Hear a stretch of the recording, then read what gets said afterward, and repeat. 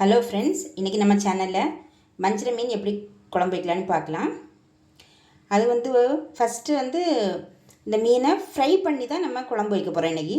அது ஃப்ரை பண்ணிக்கிறதுக்கு இதில் ஒரு 1/4 டீஸ்பூன் மஞ்சள், 1 ஸ்பூன் காஞ்ச மிளகாய் பொடி, 1/2 ஸ்பூன் தனியா பொடி, ஒரு 1/2 ஸ்பூன் மிளகு ஜீரக பொடி, ஒரு 1/2 ஸ்பூன் உப்பு போட்டு எல்லாம் 1/2 மணி நேரமாக ஊற வச்சுருக்கேன்.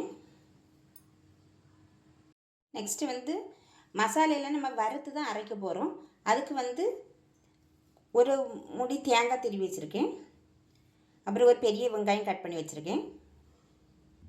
அது கூடவே ஒரு 1/2 ஸ்பூன் காஞ்ச மிளகாத்தூள், ஒரு 1/2 ஸ்பூன் மல்லிப்பொடி, அப்புறம் ஒரு 1/2 ஸ்பூன் மிளகு, 1/2 ஸ்பூன் ஜீரகம், ஒரு 10 பிள்ளை கருவேப்பிலை.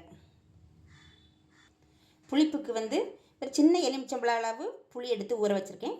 ஒரு பெரிய தக்காளி, ஒரு 3 பச்சை மிளகாவும் கட் பண்ணி வச்சுருக்கிறேன். குழம்பு வைக்கிறதுக்கு முன்னாடி இந்த மீனை பொரித்து எடுத்துக்கிடணும். பொரிக்கிறதுனா ஒரு 75% ஃப்ரை பண்ண அளவுக்கு பொரிச்சா போதும்.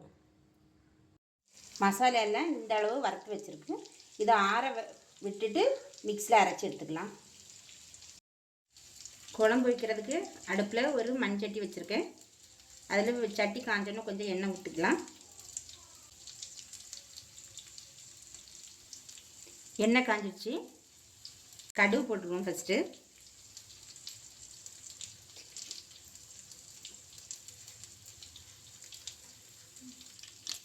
கடுகு பொரிச்சிருச்சு. இனி கருவேப்பிலை போட்டுக்குவோம். அடுத்து தக்காளி, பச்சை மிளகாய் போட்டுக்கலாம்.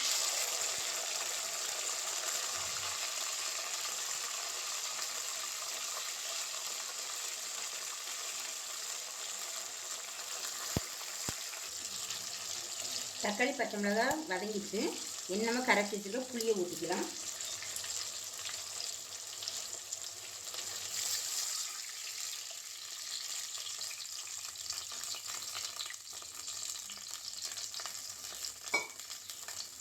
இந்த புளி, தக்காளி, பச்சை மிளகாயெல்லாம் கொஞ்சம் நல்லா வேகட்டும்.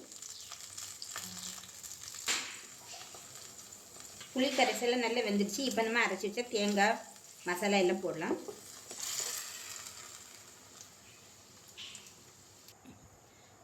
தேங்காய் அரைச்சது எல்லாம் ஊற்றி தேவையான தண்ணியெல்லாம் ஊற்றியாச்சு. அதுவும் கொஞ்சம் கொதிக்கட்டு. அதுக்கு பிறகு நம்ம மீன் போட்டுக்கலாம். இப்போ தேங்காயெல்லாம் நல்லா வெந்து எடுத்து வருது. நம்ம மீன் போட்டுக்கலாம்.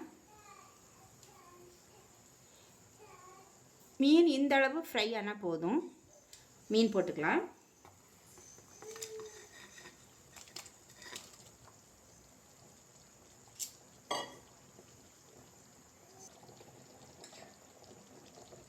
குழம்புக்கு தேவையான உப்பு போட்டுக்குவோம்.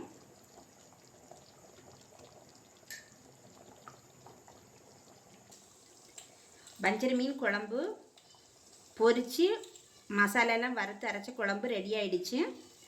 பார்க்க ரொம்ப அழகாக இருக்குது. நல்ல மணமாக இருக்குது. நீங்களும் இதே மாதிரி செய்து பாருங்கள். சப்ஸ்கிரைப் பண்ணுங்கள்.